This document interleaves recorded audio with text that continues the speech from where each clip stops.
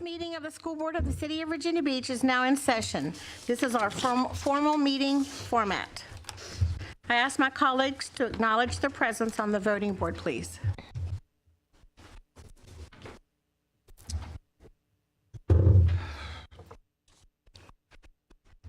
At this time, I would ask everyone to join me in a moment of silence.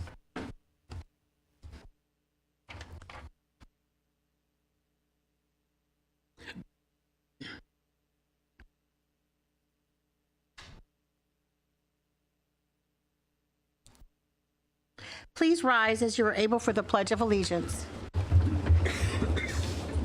I pledge allegiance to the flag of the United States of America and to the republic for which it stands, one nation under God, indivisible, with liberty and justice for all. We will now proceed with our awards and presentations. Mr. Edwards.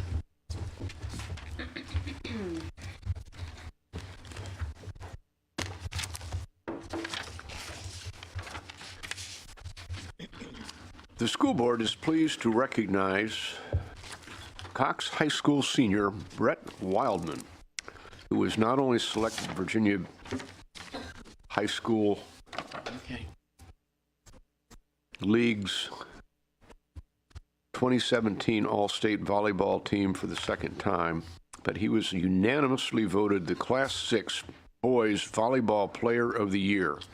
It's easy to see why. A 381 hitting average, for those who don't play volleyball, an average higher than 300 is considered superb. 80 aces, 46 blocks, and 113 digs.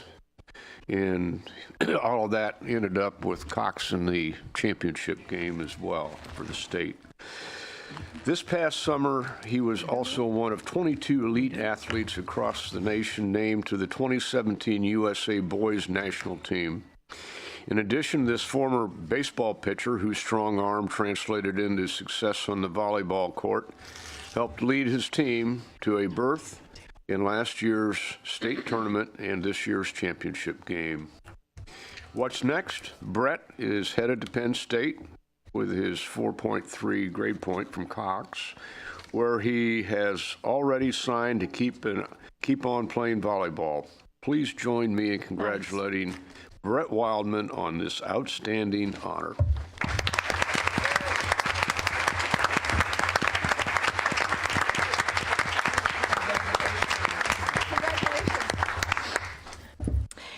You just met the Volleyball Player of the Year. Let's now meet the Virginia High School League's Class 6 Boys Volleyball Coach of the Year, teacher coach Mary Ellen Jarrow, also from Cox High School. Coach Jarrow is no stranger to Virginia Beach schools. In fact, she began her volleyball journey as a student at Princess Anne Middle School and Kellam High School, where she earned numerous awards, including being named Beach District Player of the Year and Eastern Region Player of the Year.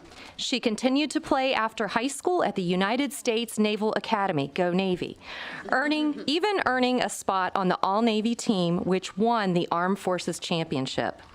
In 2016, Jarrow landed her first head coaching position at Cox High School.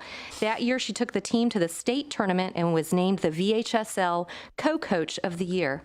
This season, in just her second year in the job, she led Cox to become region champions and earned a spot in the state championship game.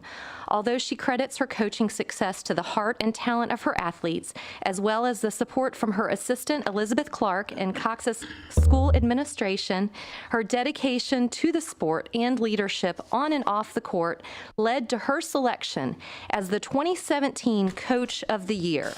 Congratulations on this well-deserved award.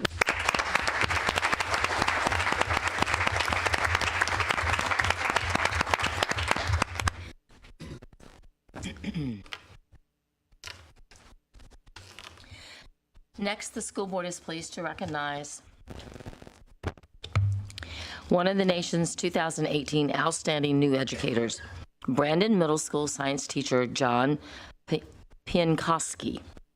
This award is presented by the National Association for Alternative Certification to recognize exemplary educators in their first 3 years of teaching who earned certification through an alternative route program.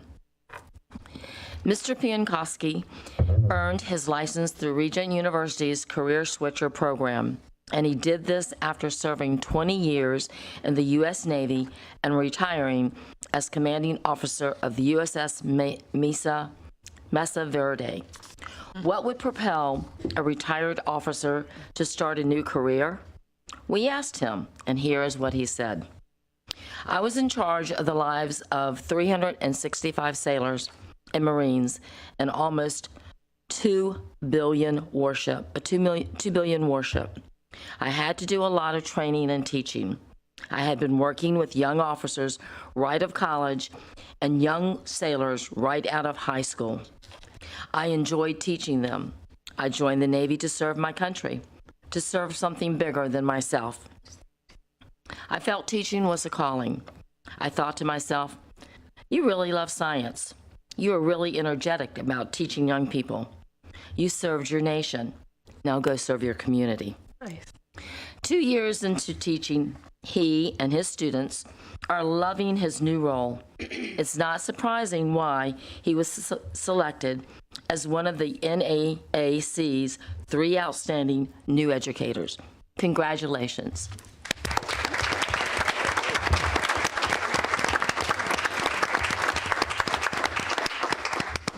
Our last recognition this evening is to recognize the school division's Department of Budget and Finance for receiving the Distinguished Budget Presentation Award.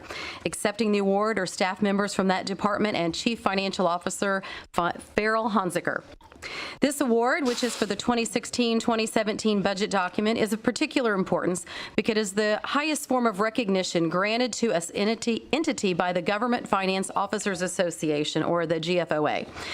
In order to receive this award, an organization's budget document is judged by independent reviewers against 27 criteria established by the National Advisory Council on the state and local budgeting, as well as the GFOA's best practices. Congratulations on this notable distinction.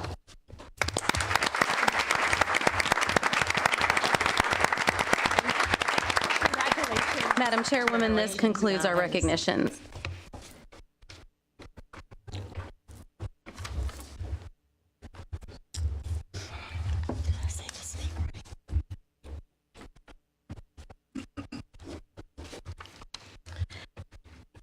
Dr. Spence, we look forward to hearing the superintendent's report. Thank you, Madam Chairwoman and members of the board. Tonight, I'd like to offer you a bit of a departure from my normal report.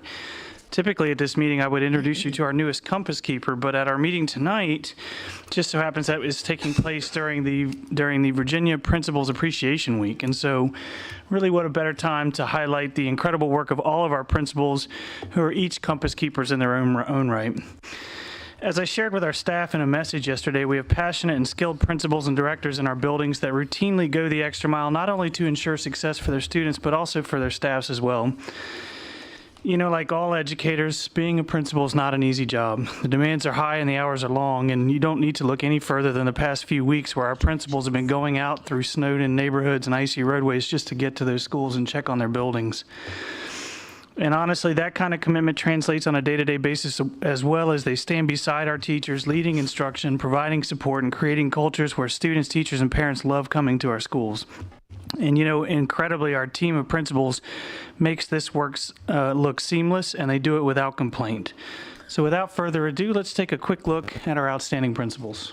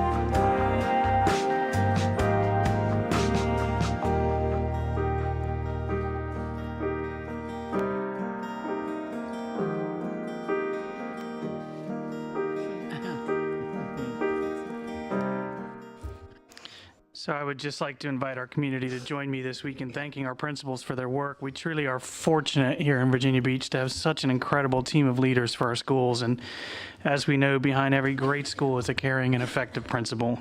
Thank you, Madam Chairwoman. That completes my report. Thank you, Dr. Spence. Madam Clerk, do we have any speakers on agenda items this evening? No, ma'am. Thank you. The chair will now entertain a motion to approve the minutes of our last meeting on January 9th. The motion is made by Mrs. McLeod, seconded by Ms. Riggs. The voting board is open.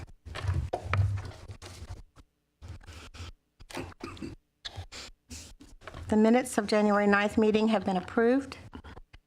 We had one change to our agenda this evening. The workshop scheduled for earlier this afternoon on accountability reform state accreditation was postponed until February 27th because we anticipate that we'll have more information from the Virginia Department of Education to help us compare our school division with the new standards. So the chair will entertain a motion to adopt the agenda as amended with the deletion of item 1C from our workshop this afternoon. The motion is made by Mrs. Holtz, seconded by Ms. Riggs. The voting board is open.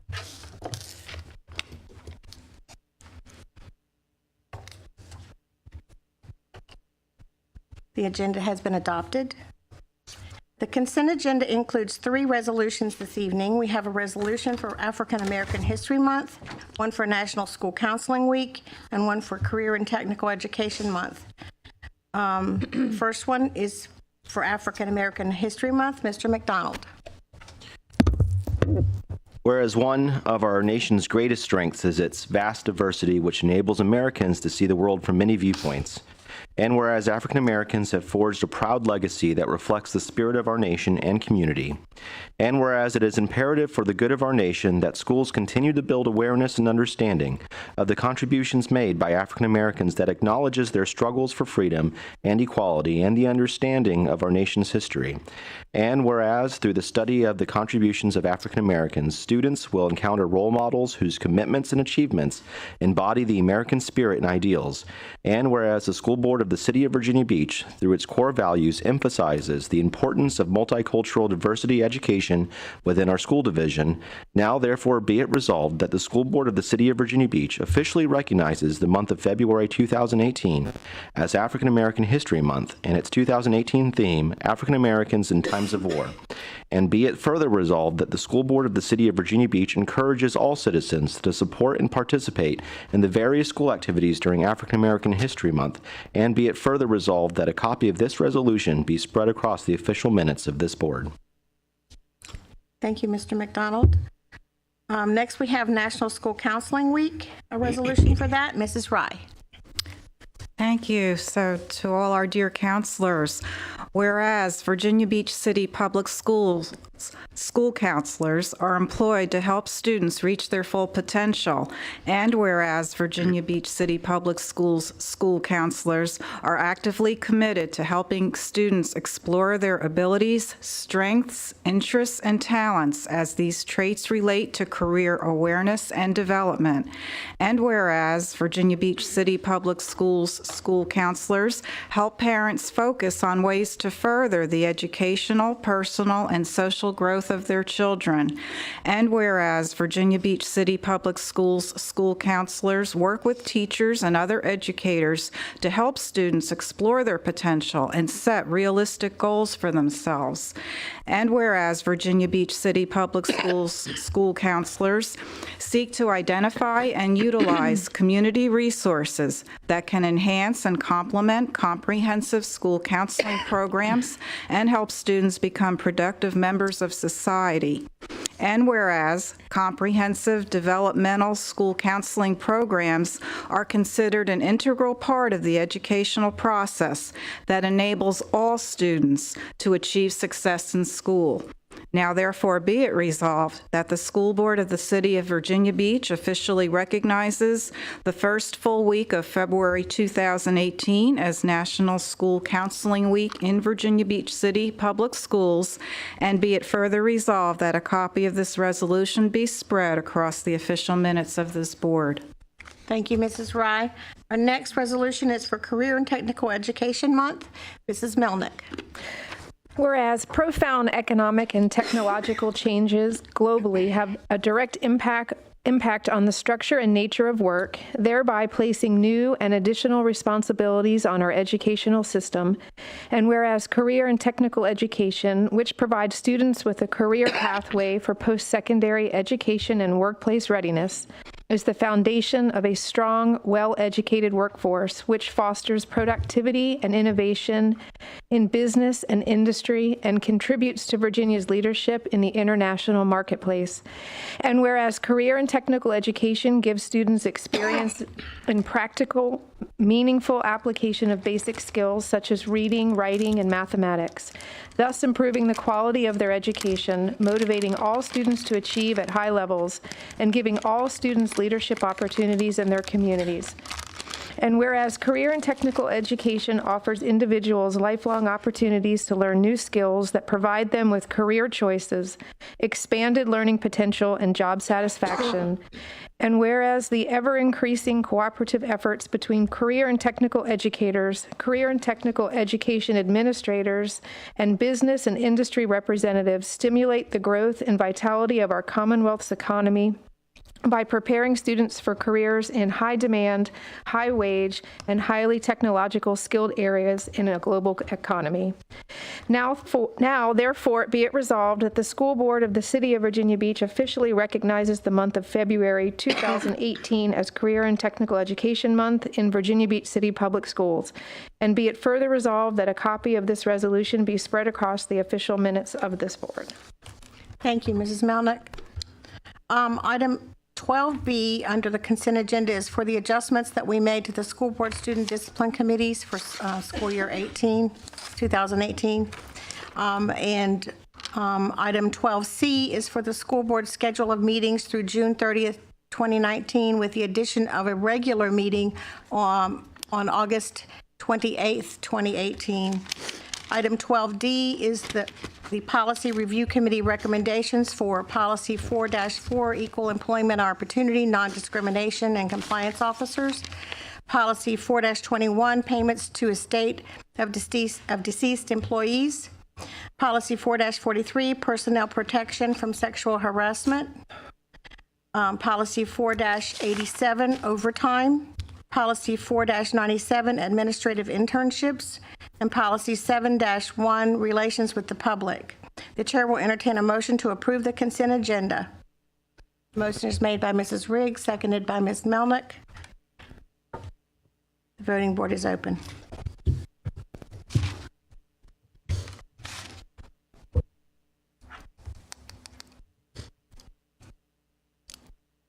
The consent agenda has been approved. The chair will entertain a motion to approve the personnel report and administrative appointments. The motion is made by Mrs. Felton, seconded by Ms. Melnick. Is there any discussion? Voting board is open.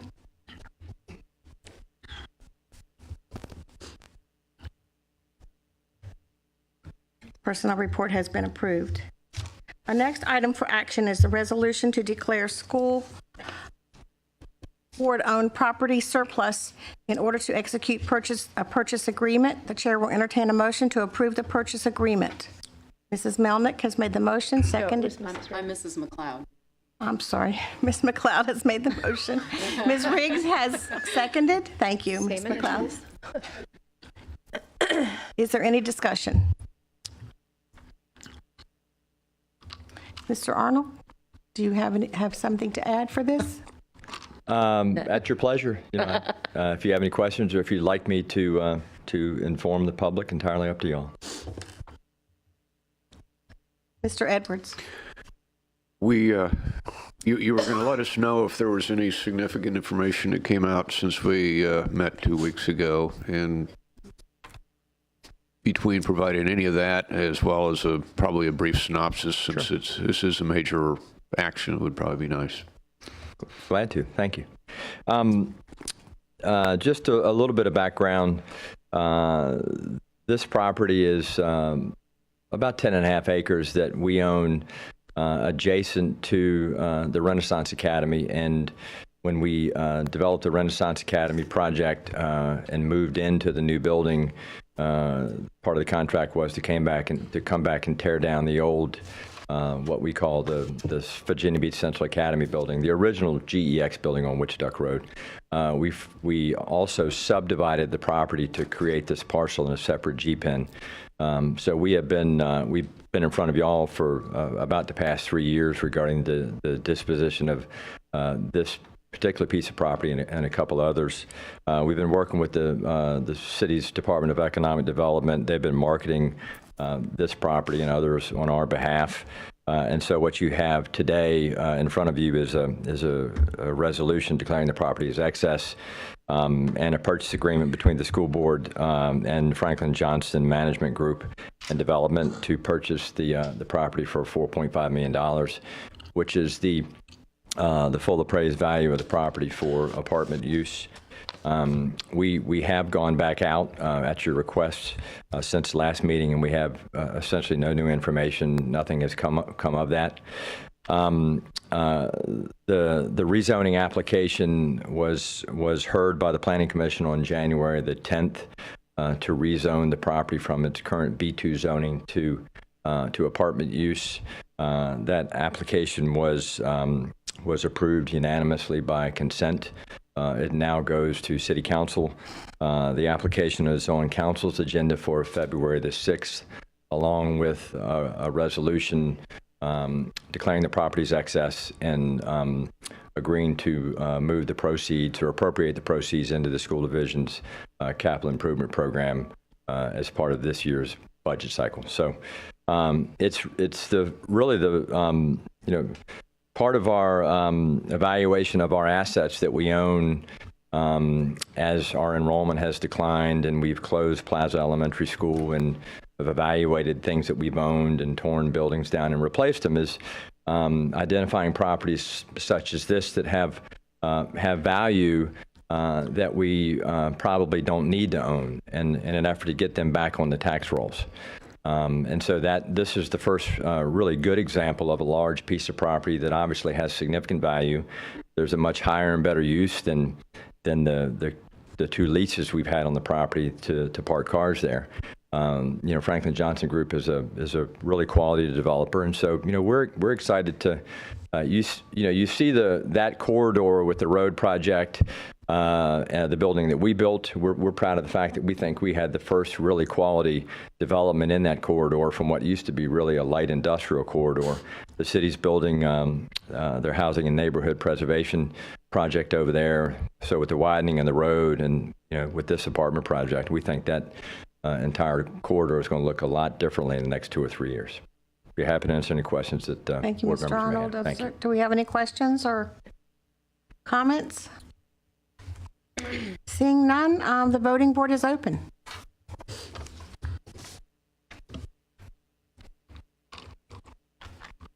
The purchasing agreement has been approved. Thank you. Thank you, Mr. Arnold. The first item for information this evening is the Green Run Collegiate Evaluation.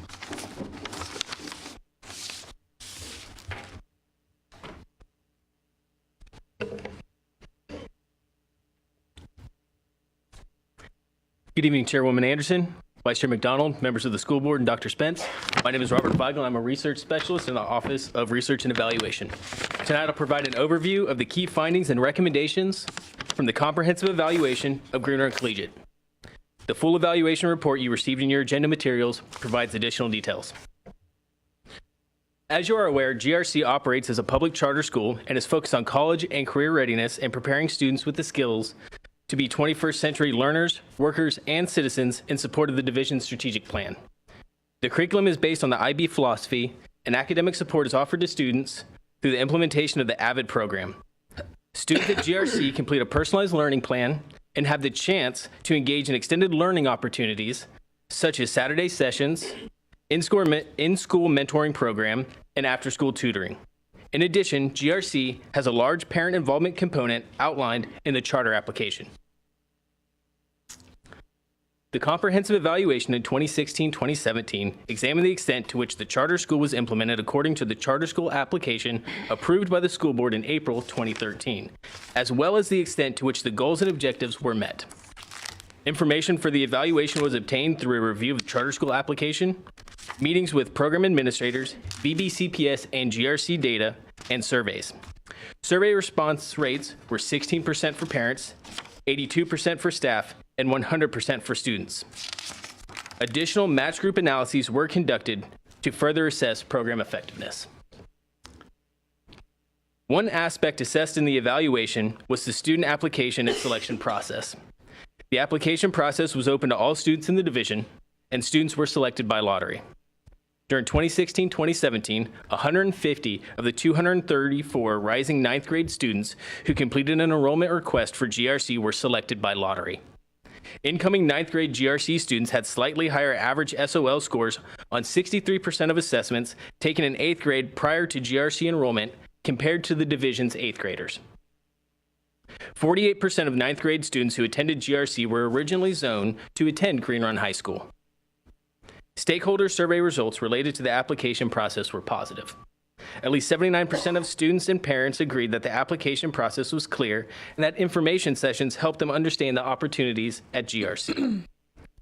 There was a total of 365 students enrolled at GRC, and demographic data showed that a higher percentage of GRC students were African American students and economically disadvantaged students compared to all other comprehensive high schools.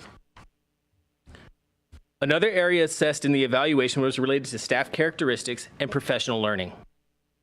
The GRC staff members during 2016-2017 were more likely to be new to the division and have fewer years of experience on average than staff at all high schools, but a slightly larger percent held advanced degrees. In addition to divisional professional learning requirements, GRC teachers received extensive professional learning to implement the IB and AVID programs. Writing, inquiry, collaboration, organization, and reading to learn, or WICR, training was provided to staff to help facilitate the AVID program. Additional professional learning focused on military-connected youth. A majority of teachers who responded to the survey indicated that the professional learning opportunities in each area were useful. During the 4th year of operation, the planned program components included the IB Middle Years Program, the IB Diploma Program, and the IB Career Certificate coursework. Utilization of AVID strategies, personalized learning plans, Saturday sessions, mentoring, and tutoring. All GRC students were enrolled in IB courses, and 31% were enrolled in the AVID course. 66% of students enrolled in AVID agreed that the program helped improve their academic performance. Students and teachers worked to determine each student's educational path through the development of a personalized learning plan. Based on survey results, 77% of students and 85% of teachers agreed that they worked together to develop a plan. 76% of students and 85% of teachers agreed that plans were updated during the year. Survey results related to the personalized learning plan declined noticeably from the evaluation in 2014-2015. As shown in orange, extended learning opportunities such as Saturday sessions, tutoring, and mentoring were utilized by 42 to 93% of students.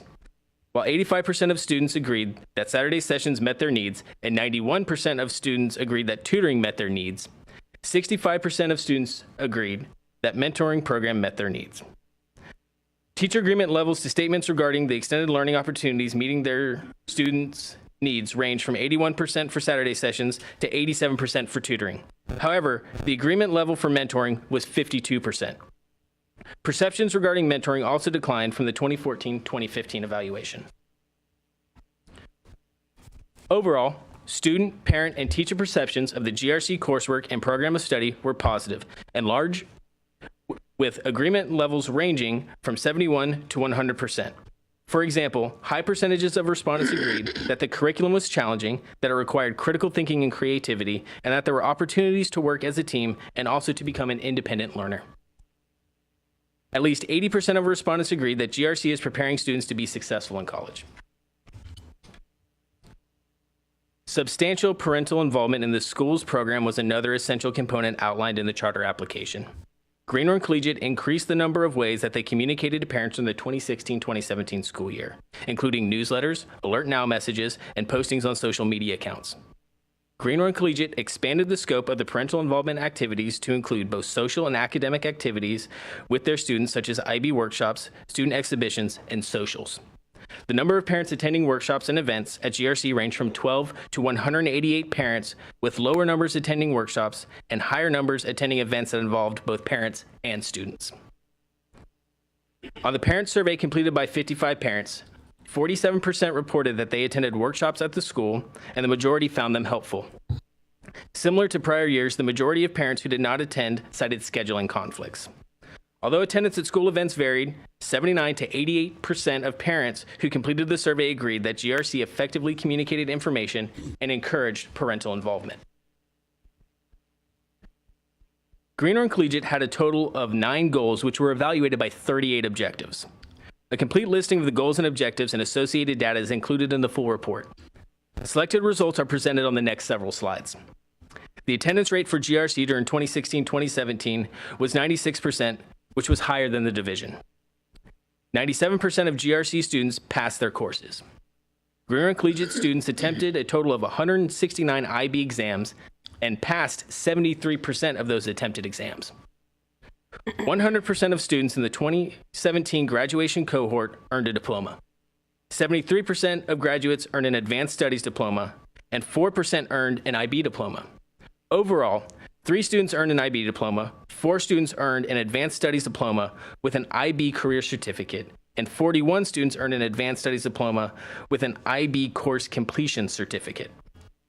As shown in bold, Greenhorn Collegiate had higher rates of African American and military-connected students earning an advanced studies or IB diploma when compared to the division. When examined by subject area, GRC had higher SOL passing rates than the division. Overall, 89% of GRC students passed their spring math SOL tests. 93% passed their science test, and 94% passed their history test. 99% passed reading, and 100% passed writing. That's awesome. PSAT scores were examined in 10th and 11th grades. Patterns were the same for both grade levels. GRC had a higher percentage of students meeting the college and career readiness benchmarks than the division for nearly all areas. When SAT scores were examined, GRC had lower percentages meeting the benchmarks than the division. This could be related to somewhat higher SAT participation rates at GRC. Another objective focused on students receiving information and counseling services regarding financial assistance for college. Half of the students in the 11th and 12th grades indicated that they received the college financial counseling as outlined in the charter application. When examined by grade level, 30% of 11th graders and 67% of 12th graders indicated that they received counseling. Post-secondary data showed that GRC had the highest percentage of students enroll in college across the division. 77% of GRC graduates enrolled college the fall immediately after graduation. 57% of graduates attended a 4-year institution, and 19% attended a 2-year institution.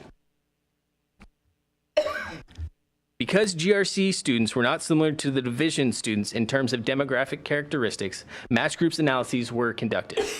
The match comparison group was similar to GRC students in terms of demographics, attendance, discipline, and reading and mathematics test scores in grade 8 prior to the students beginning high school. The match group analyses showed that GRC students enrolled in a greater number of AP or IB courses at each grade, performed better on the Algebra 2 SOL test, were more likely to indicate that they planned to attend a 4-year college, and were more likely to enroll in college. Differences between GRC and the match group were statistically significant in these areas. There were no statistically significant differences between the groups in on-time graduation rate, the percentage of students earning an advanced diploma, or performance on several assessments noted on the slide. The chart on this slide displays the original planning budget compared to the actual expenses of GRC during 2016-2017 school year based on records from the Office of Business Services. The overall cost of EBCPS for GRC during 2016-2017 was approximately $3.3 million. Much of this expense was not an additional expense to the division due to funding following the student. However, some personnel costs, IB and AVID fees, and transportation costs totaling approximately $680,000 could be considered an additional expense. As a result of the evaluation, 5 recommendations were proposed, including continuing the GRC charter school with modifications, which include increasing the number of students taking advantage of the rigorous IB programs and earning IB credentials, ensuring that students are receiving multiple opportunities for college financial counseling services, reviewing and modifying the mentoring and personalized learning plan processes to support students in meeting their goals, and conducting an evaluation update to allow for examination of additional GRC cohorts. The complete rationale for each recommendation is included in the executive summary of the report. At this time, Ms. Barbara Wynn, head of GRC, and Mr. Joe Burnsworth, governing board member, will present the governing board's recommendations.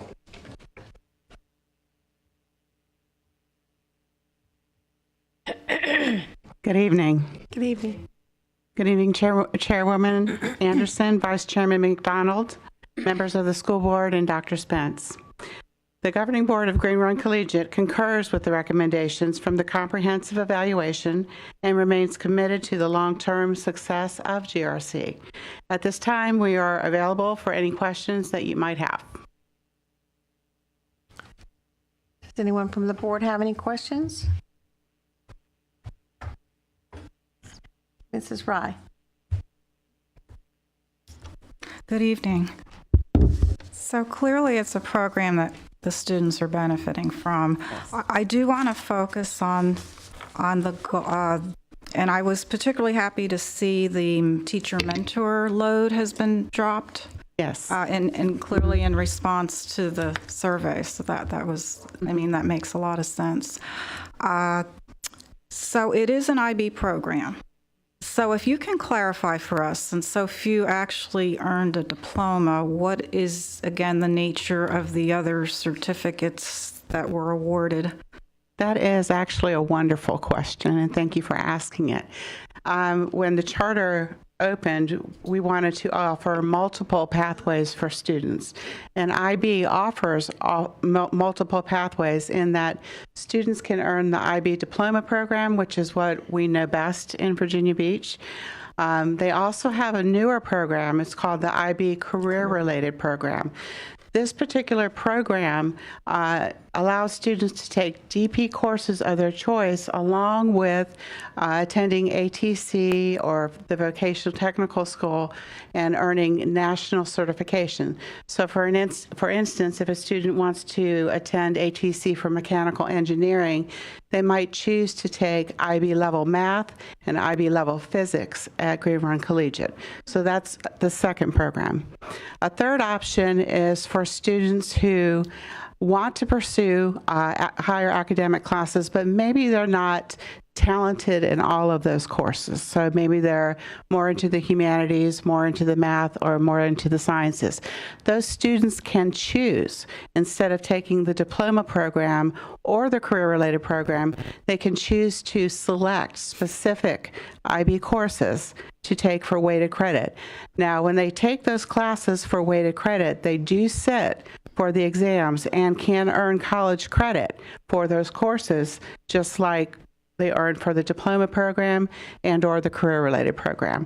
So we offer 3 distinct pathways.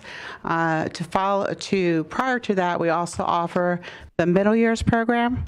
And I will tell you that in Hampton Roads, we're very proud of this. We are the only authorized school to offer all 3 IB programs. I remember seeing that the career path program was something.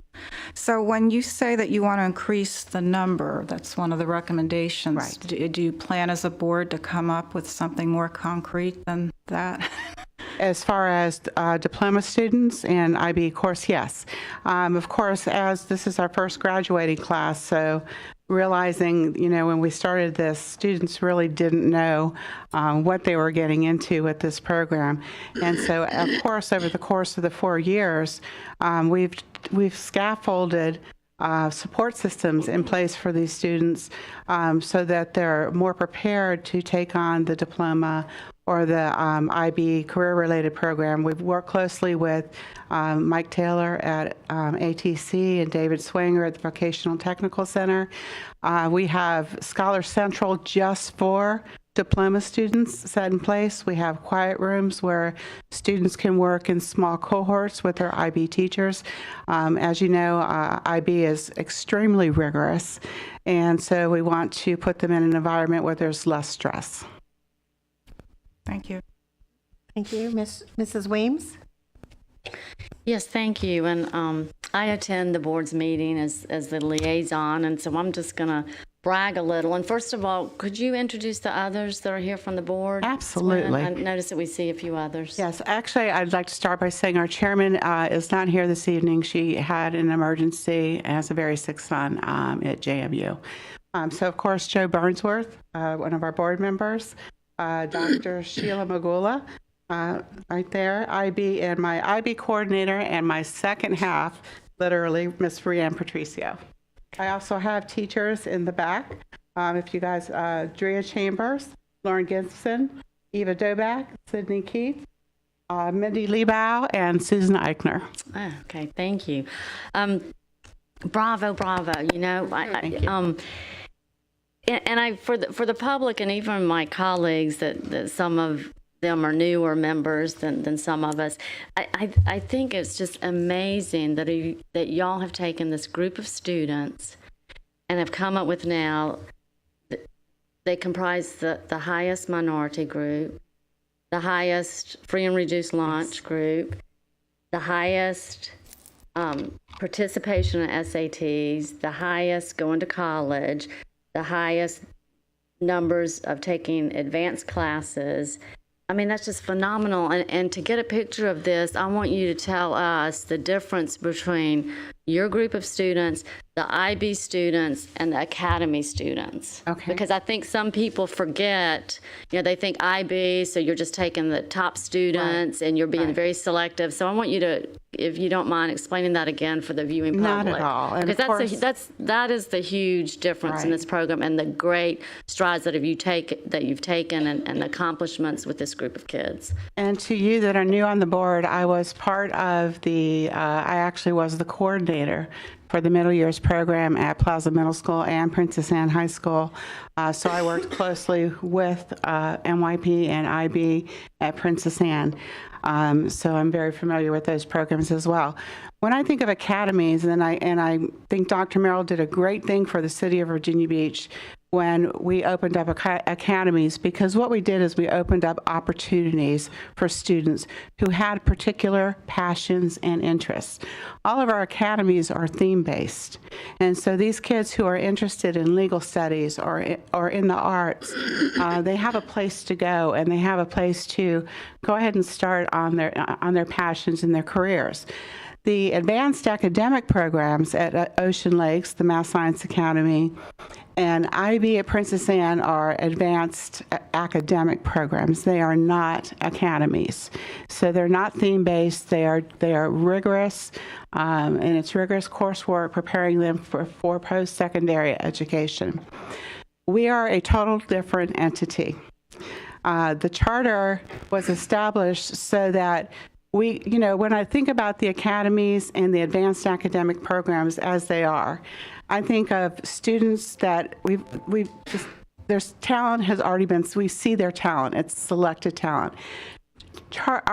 Our purpose is to develop talent with our kids. And so we have very different purposes here.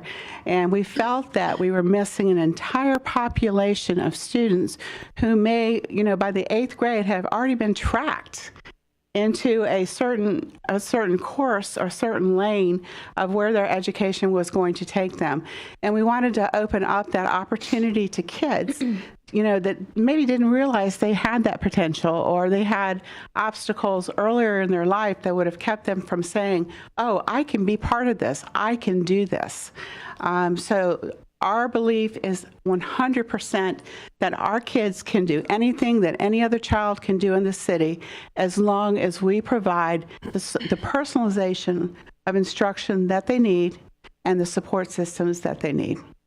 And I'd like to add the selection is so unique because the selection here is total lottery. It's 100% lottery, and we take any child as they come. And we do have a very diverse student population. Yeah, so I think that just speaks volumes of being chosen out of a lottery and the accomplishments that you've had. And one more thing, I want to remind folks too that, our other programs, they start with kind of a lot because it's school within a school. Right. And Ms. Wynn, what did y'all start out with? What did this Green Run That's really an interesting Collegiate question. start out with? And I have to give credit to the school board as well. And there's probably history. We started out with one table and a chair. We didn't even have a phone. We had a room. Our first summer in operation, we were excited to get going, and we made that work. And of course, the school system has backed us up 100%. Before the summer was out, we had cubicles, we had a place to work. Since that time, the school board has built us a beautiful office space within the school. We have some wonderful science and technology labs for our kids because we do have very specialized coursework that is not offered anywhere else in the city, to include design technology classes, photography classes, fine art of photography, quite different from other photography offerings in the city. And the school board did this for us, the school system. Well, I thank you, and I'm very proud of this partnership and that it's under the umbrella of the school system. And I thank my colleagues, and I really thank the teachers back there. Y'all do a phenomenal job, all of you on the board, and I look forward to continuing working with y'all. And just great job. These kids are lucky. And thank you, Ms. Wynn. You're great at what you do. Thank you. Thank you. If I can just add, I've been in the school system for 25, and I just want to tell you this, 25 years. And I think my course path has changed about every 5 years. And truthfully, it's happened organically. And I will tell you that the past 5 years have been the hardest working years of my life. They've been the most rewarding years of my life. And they have changed me as a person, working with the kids that I get to work with every single day, and the staff that comes to work every single day, passionate and caring about every single one of these students. So I just wanted to end with that. Thank you. And we thank you, Ms. Wynn. I just want to echo, I feel like your results speak for themselves. You are definitely have made strides, and Green Run Collegiate is something that we all can be proud of now. Thank you very much. Thank you so much. Thank you. Our next information item is the Commonwealth of Virginia 457 Deferred Compensation Plan. Mr. Honsiger.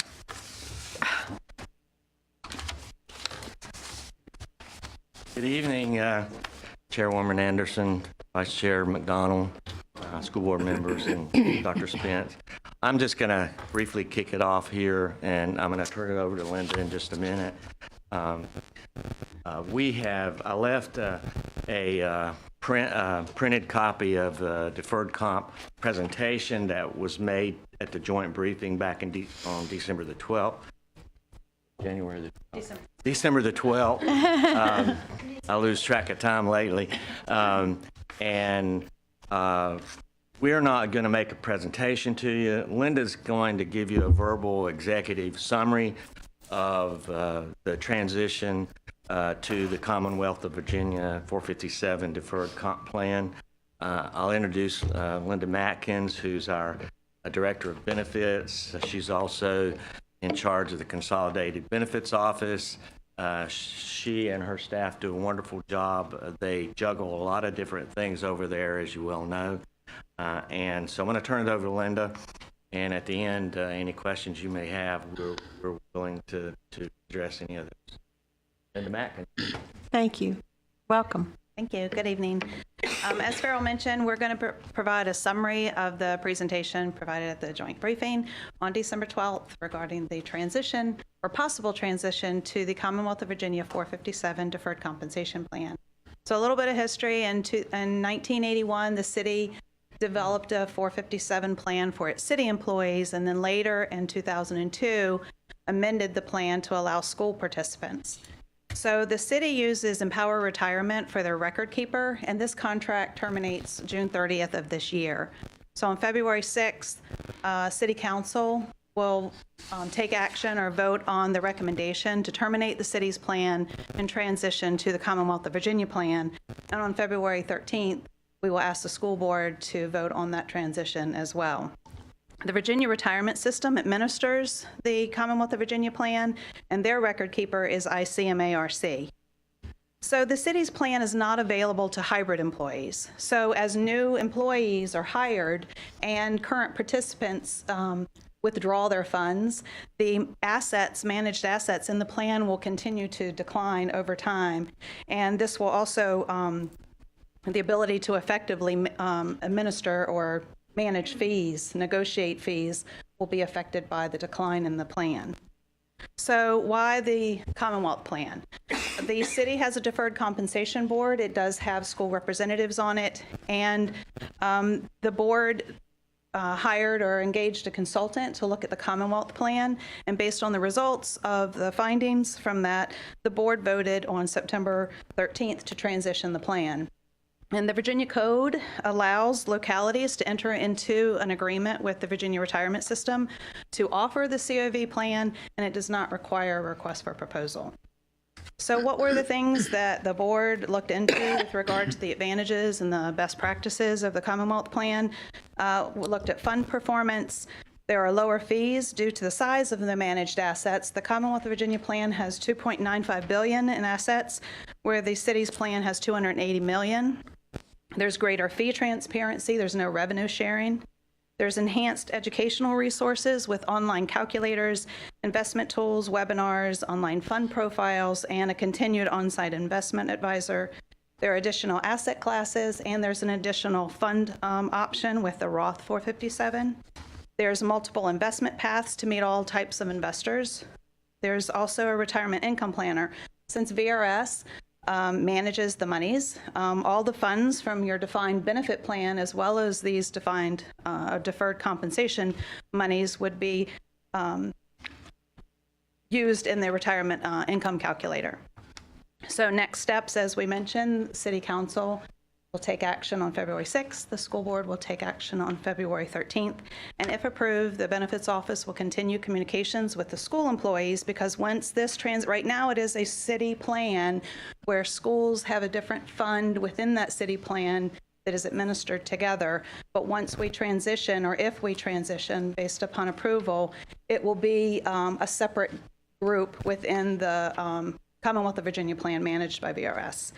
So if, again, if approved, the benefits office will continue communications with school employees, and then ICMARC, which is the record keeper, will be on site prior to and after the transition to help participants. During the implementation, there will be a short silent period where there will be no contributions. Funds will be mapped into like asset plans. And then after the transition, participants may access their account online and make adjustments if so desired. And the targeted go live with this is mid-June. I know we've used some terminology that you usually don't hear. So if there are some clarifications that we can make, please let us know. And we're happy to answer any questions. I understand that you all have been studying this for quite some time. And so I want to, just make sure that people understand that this is not something that we just jumped into. You have been studying this since It's when? for more than a year. Right. That's what I thought. So I knew there was quite a bit of thought process gone into this, and a little study also. So any other questions, Ms. Manning? Oops, sorry. Just one quick question. You mentioned that there's going to be a period of time where you can't make any contributions. How long is that?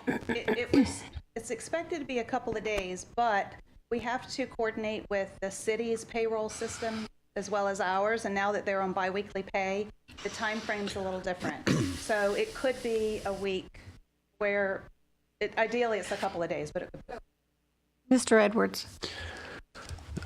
John Moss from the City Council and I are the two elected reps on the board, and we can attest to the fact that it's been studied thoroughly and very aggressively the last 3 or 4 months. And And we went through a lot of detailed briefs and saw demonstrations of the ability of the employees to log in and see all in one place their VRS and their investments and how they'll maximize and really feel it's going to be a big improvement for them. This same board also is dual-headed with responsibility for the investment of the funds that are set aside for the retiree health. That's a completely different function, but shepherded by the same board. And there is some dialogue about the shape and function of the board as we move forward, because as Linda pointed out, the plans will be separate on the deferred comp stuff, but we will still have the responsibilities to manage, and we will, I think, at least in the short and midterm, remain together and sort of over the next few months or so decide on whether there's any functional need to separate and meet differently or not, but that's kind of the plan. So. Are there any other questions? Thank you. Thank you. Thank you very much. Our final information item this evening is the interim financial statements for December 2017. Good evening, Madam Chair Anderson, Vice Chairman McDonald, school board members, Dr. Spence. As of December 31st, the overall revenue trend still remains acceptable at this point, as illustrated by our first graph. As noted last month in our presentation, we did receive some amendments to the proposed fiscal year 18 direct aid budget from the governor's office, known as the Caboose bill. And so based on those amendments and our most recently projected March 31st ADM, we're currently projecting a shortfall of about $345,000 in state revenue at this time. With regards to federal revenues, as you probably are aware, we are under a continuing resolution until February 8th. This currently delays our impact aid payments. So we kind of are watching that progress. And we do not expect at this time any cut in funding in that impact aid area, since both the House and Senate bills had increases in impact aid funding. So it's just a matter of waiting and seeing how this all plays out. Sales tax receipts remain on an acceptable trend, as illustrated in this next graph. Year to date through December, we're approximately $445,000 higher than last year at this time. And in January, we're seeing a slight decrease of about $5,000 over January of last year. The final graph shows our expenditures and encumbrances year to date. We're still showing an acceptable trend at this time. That concludes the presentation. I'll be glad to answer any questions. Do we have any questions from the board? Thank you very much. Thank you. Are there any standing committee reports? Mrs. Rye. Due to snow postponement, the January policy meeting is scheduled for Thursday at 1:30. Mr. McDonald. Thank you. The Legislative Committee met today, and we got an update from Joel Andrews of Kimber Consultant, who is our man on the ground at the General Assembly right now. And as you know, with the inauguration of a new governor and with a lot of new faces in General Assembly, things have moved a little slower than usual in past sessions. So bills are finally being discussed and considered. There's a lot of bills that we're watching, especially on student discipline and teacher shortages and teacher certification licensure issues, and that we will continue to keep tabs on and report back if anything exciting happens. Thank you. Do we have any other reports? That concludes our formal meeting. Madam Clerk, do we have any speakers for non-agenda items this evening? Yes, ma'am, we do. We have one. Thank you. We'll transition to that in just a moment. Okay.